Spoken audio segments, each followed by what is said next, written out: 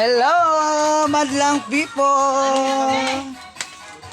Oh, namimili po kami ng aming mga gamit sa bahay, mga ka-idol. Bili po kami ng daspan. Ito po, nagtingin-tingin lang muna kami mga ka-idol kung anong aming bilhin mga ka-idol para sa gamit sa bahay. Dami po nilang mga benta dito mga ka-idol.